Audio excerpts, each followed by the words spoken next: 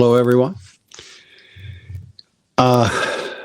It's the 1st of March, 2025, moving into worldwide chaos and the birth of love, one causing the other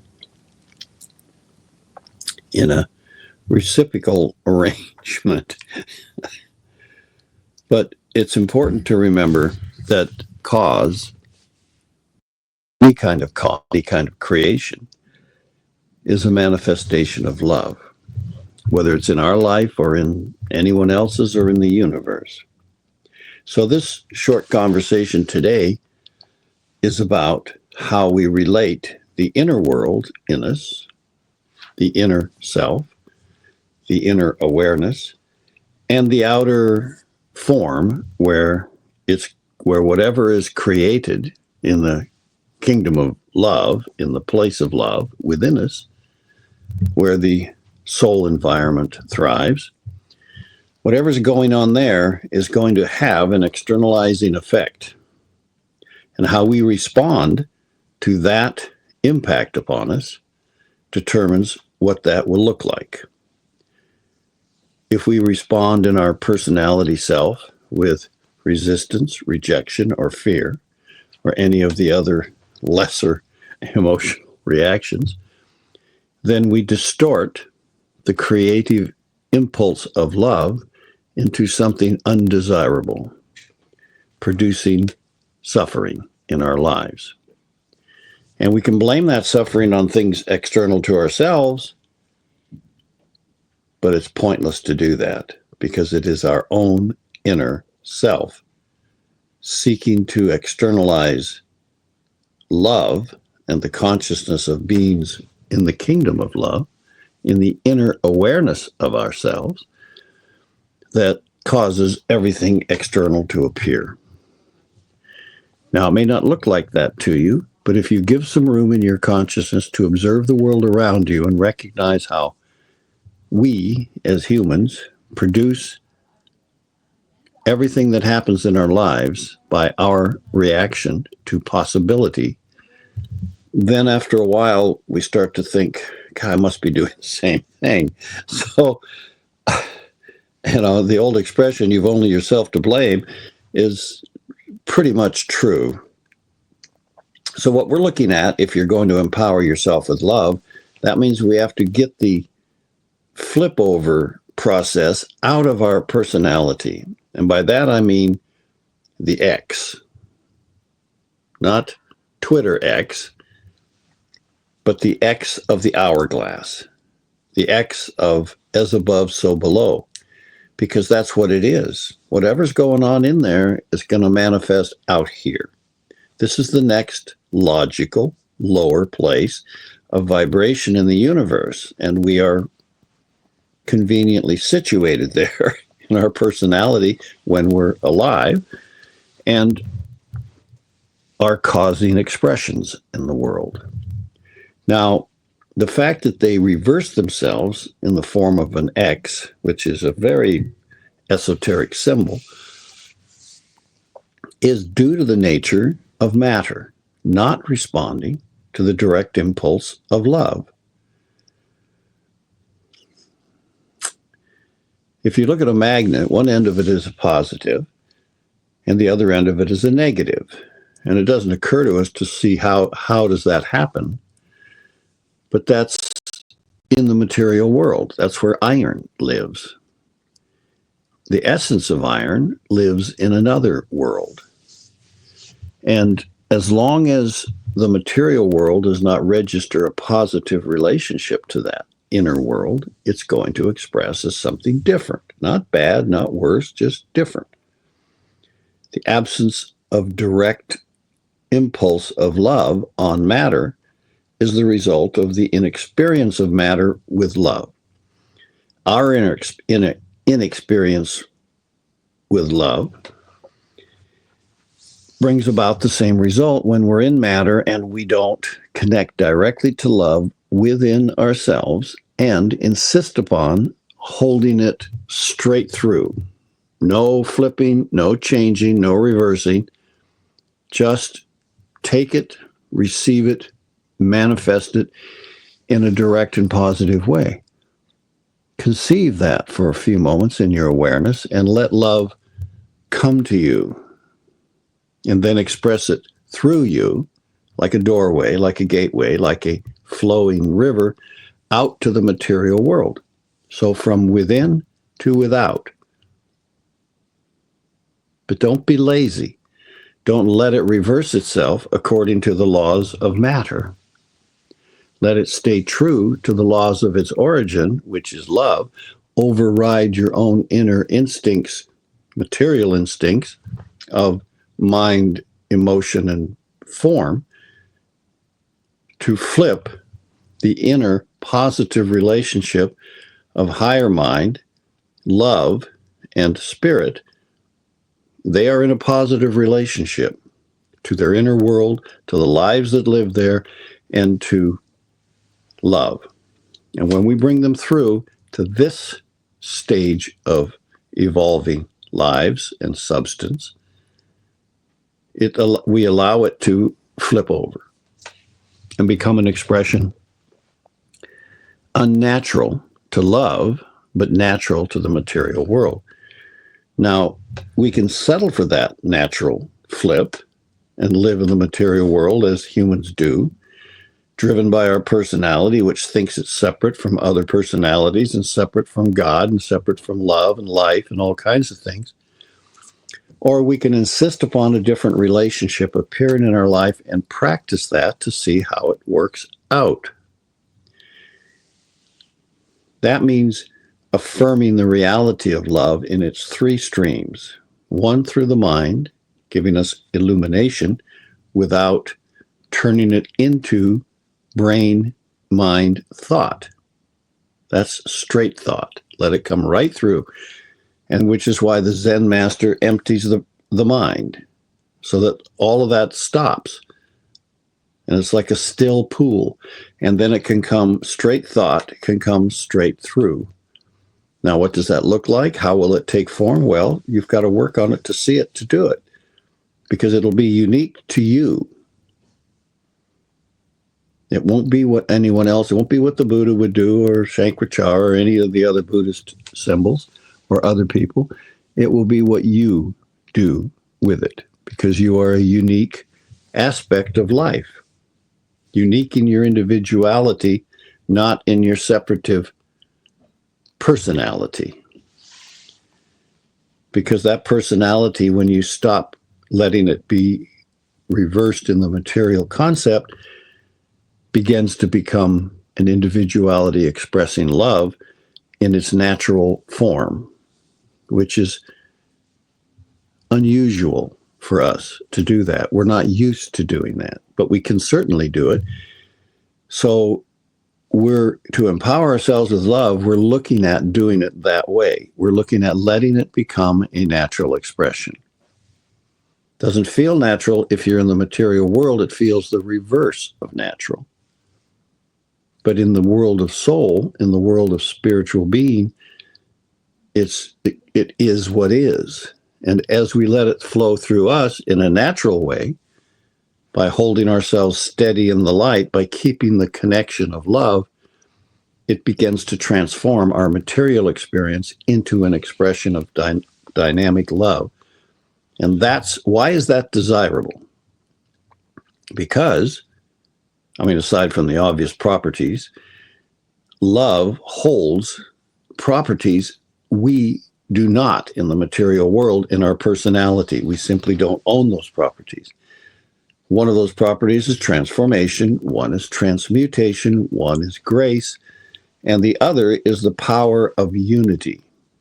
The thing in love that connects, that demonstrates to us that everything is actually in the universe connected to every other thing, and that all of it is in an enormous embrace of love, and it is all mutually cohabiting, co-creating, and positively expressing the purpose of life, which gives essence to all of it.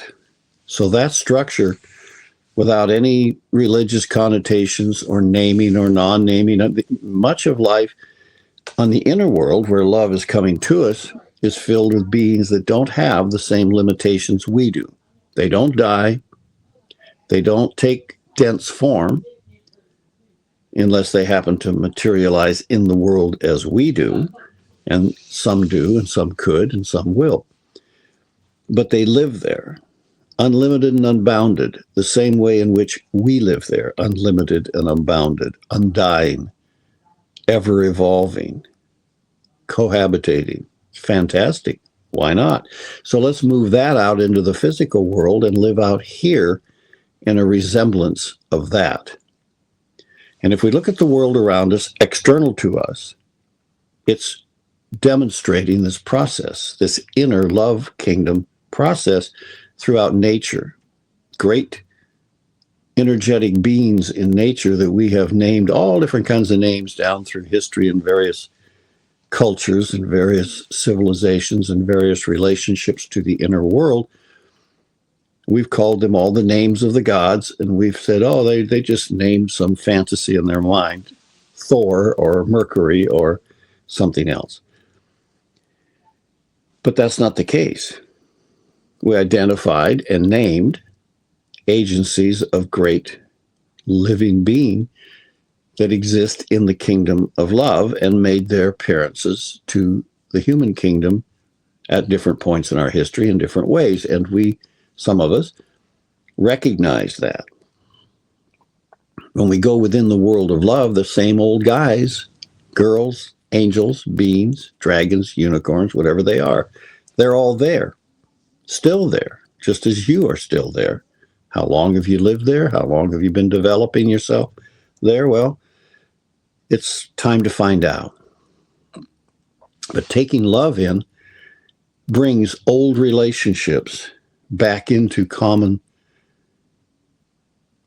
coherence with us, common joining of expression. Perhaps in some way long ago time, you had a relationship with one of these beings, and in the world, you formed a group or an expression or named organization, religion, or country as a group in that influence of that being.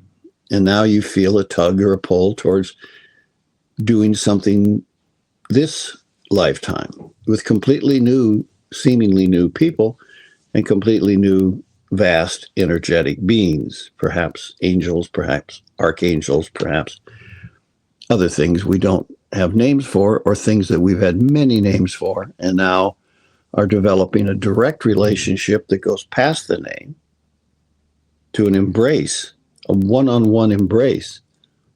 When you meet somebody that you care about, you start with names. What's your name? And you're sampling their sense of energy, their sense of presence with you. And that moves forward to a deeper sense of contact. And at some point, if we, quote unquote, fall in love with them, then we want a full contact. We want a one-to-one deep merging of our nature, inner nature, outer nature, love nature, with their love nature, inner nature, outer nature. And we want to make that bonding together. We want to renew, perhaps, a bond from a long time ago. The blindness of the material world is a protection to us. We don't want to renew something that we did assuming that we were in a previous form, that reincarnation works. We're just going in that direction a bit so you can explore the idea. Presuming we had a previous activity together with some being, not necessarily human, or other humans, all around something that we were doing, maybe the Library of Alexandria or something. We don't know. We were busy. We were doing it. We were building the pyramids. We were doing something. And now when you reimagine yourself in the world and you draw other people to you to join in something, you feel a strange familiarity and a kind of, that's comfortable. I like that. But we don't want to recreate what we did. That was relevant to a different time, a different condition of energies, a different condition of humanity, and all of the inner beings. We want the joy of building something new, something that carries us forward with a deeper fusion. And that can happen right now, today in the world, if we let love enter. First in that mental illumination, and then on the heart sense of unity and a willingness to bond and merge, and then in the physical joy of working side by side with someone you consider another part of yourself. Just like an extension of you, but in another and more beautiful person than perhaps yourself. Really wonderful feeling. The joy of shared labor is an amazing thing, and it's physical. And it just doesn't matter what you're doing. You're laying bricks together. You do one job, they throw down the masonry, you set the brick, they point the brick. That's the British term for cleaning up the mortar. They point the brick, then we get another brick, and so you just together, and by the end of the day, you've got a wall going up. And there's a joy in that when the wall is connected to a purpose. You're building a temple to share with others around an inner idea of coexistence. So we unfold our future by letting go of the past and starting fresh. Yet we retain a sense of continuance of the heart, continuance of love, continuance of co-creation. And that's part of letting this come through you. If you do this, if you let it come through, then it's going to manifest. And it'll manifest in a new work, a new purpose, a new joy. And if it's a great being, an archangelic being, if such beings are willing to work with us, or maybe a Christ being, or maybe a spirit being, even greater, maybe the avatar of synthesis, or the spirit of peace and equilibrium, or the Buddha on his high plane. Something may wish to join you with a group energy and support something positive in the development of humanity, like empowering humanity with love, which is why we started the Love Foundry, and hope that people will come to it, investigate its purpose, find that they have an alignment with it, and join it, and help it emerge in humanity. I mean, a foundation belongs to the people of the country in which it is, in America. And the reason it's tax exempt in its foundation is because it's a shared group purpose, a shared support. And in our case, we are supporting the empowerment of love in human nature. That's all, just that. And what you do with it, how you do with it, that's up to you and love and whoever you and love are working with.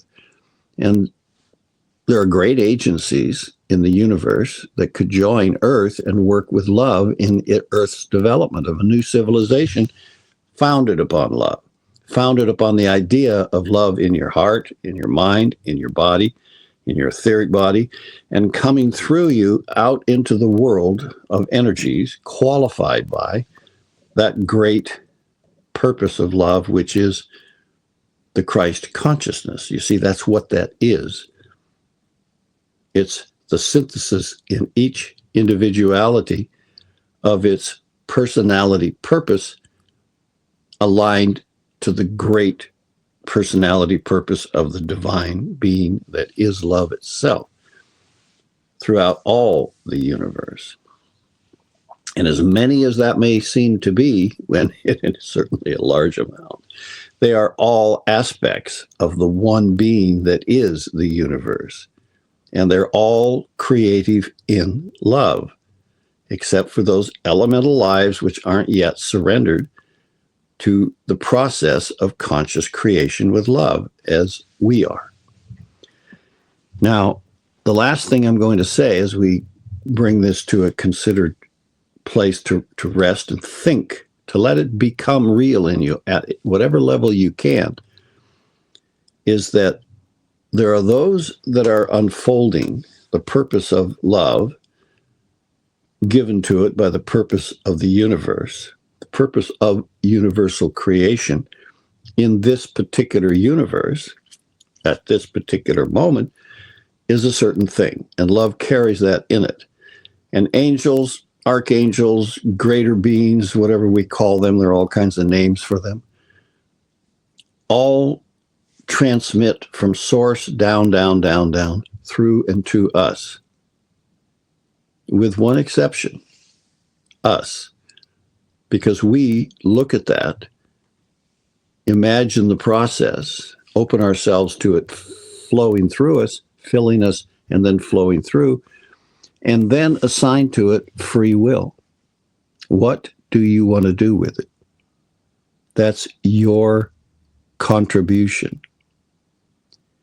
Now, until we become transparent to love, infused with it, conscious of its gifts of loving and unity, and have purified and transmuted ourselves towards a non-destructive relationship to all other life with it, we can't really exercise that free will in a way that will give us true freedom, because we might harm with it. We don't basically even want to.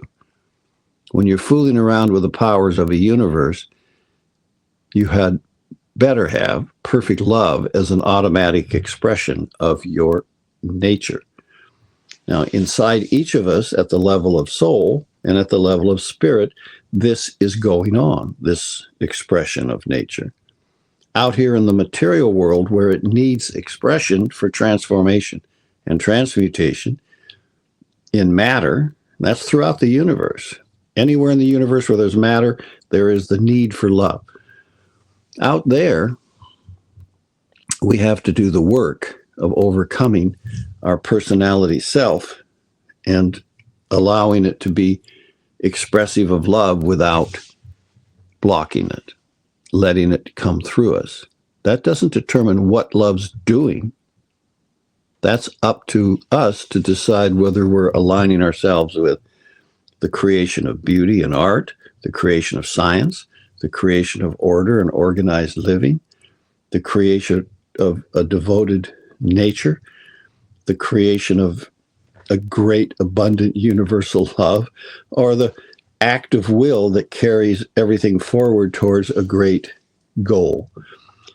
These are options that free will allows us to strengthen and choose in ourselves with love, with intelligence, with will.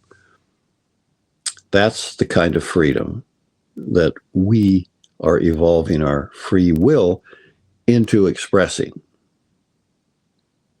And we're never going to get there until we embody ourselves with love, empowering our nature with its essence, and let it come through to the world. How you can do that, how that happens, is what we're about. What we're about is setting up the workshop, not a lecture series, a workshop in which you start to apply the few processes, 4 or 5 processes, towards aligning your posture to the nature of love itself, getting it flowing, and then observing where it needs alignment, more at one, more balance, while you fulfill whatever your urge is.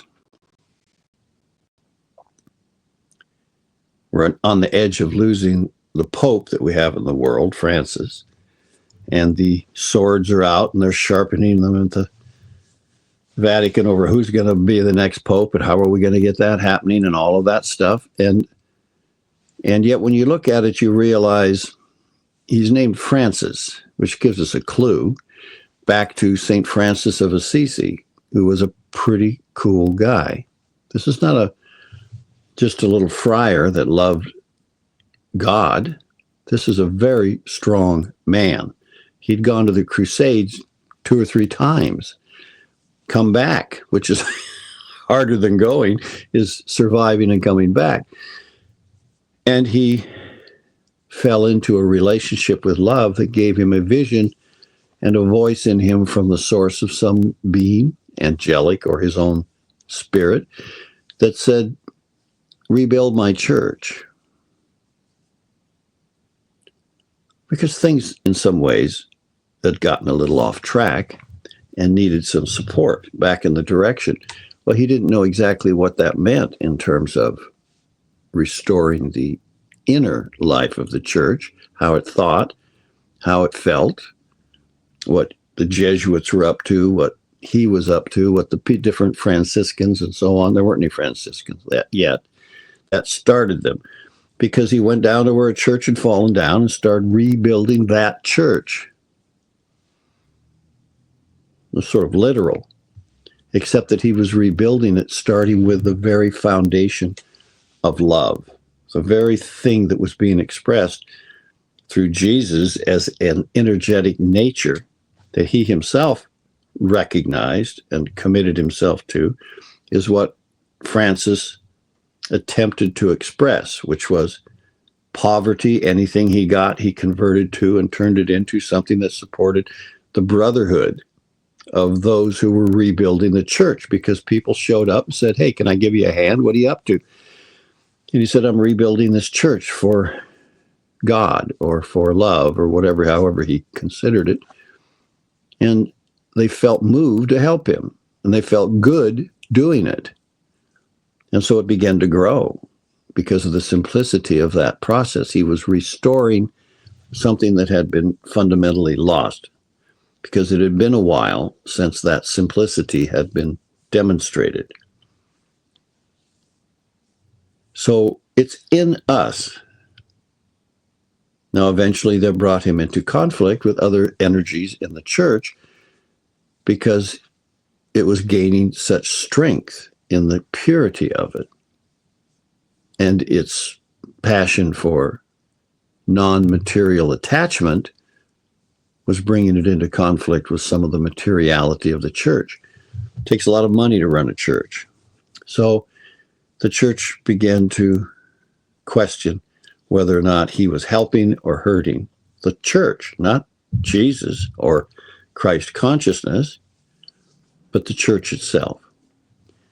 So in the end, the Franciscan movement became part of the church's movement. He gave up certain things that he wanted in it as a compromise that allows him to survive in the environment without being martyred, as a lot of saints were. And it gets folded into the ongoing procession. And now we're about to choose a new one for a pope and see if we can bring all of these energies back into alignment with the very root cause, not back into alignment with dogma or specific points of view in the church about dogma, but with the very essence and soul and spirit of what caused it to exist in humanity at all. And that's a wonderful idea. So what we look for and hope we will find in someone who's going to lead a large organization like that, whatever the organization is, if it's dedicated to love and dedicated to that in humanity, we want someone who opens themselves and lets that come into them and then express itself through them. And that's different from saying, oh, I know what he wants me to do. He wants me to do this or that. No, it's calming yourself down and letting it express itself directly to, because that's where the transforming and transmuting and unifying and power of love demonstrates, is in letting it, through us, make direct contact with. And in the process, we become more embodied with love. And then eventually, and it takes a while, we begin to realize we are love. We always were. We simply didn't know it. And then if we should go back and read the Bible or go back and look at how those expressions are made by people who have done this, who have let themselves become possessed of love, we realize that's all they did, is they just woke up to and recognized the eternality of love as an aspect of the universe of life, and that they are that. And that if we're separated from that by looking out at it rather than thinking of it as us, then we need to take down those barriers, become empowered by it, and join others that are empowered by it with our own individuality, and express ourselves as a whole being, a being that has will, that has intelligence, and our individuality with free will, and a complete infusion with love. Now we're cooking. And if we can find others that are doing the same, we'll come to agreements. And we'll begin to build a civilization founded on possession of love and love's possession of us. And in that unity of satisfaction, of joy, of shared oneness, with a livingness that makes life a living thing, then we have a future for the human race. Thank you, everybody. Let's see how it goes. And we'll try to get Taylor on the call. Maybe tomorrow, Sunday, they might be free enough to do that. And we'll see where it goes from here. Thank you very much for your cooperation and help in making the world a loving place. Don't you wanna know about love? Wanna know?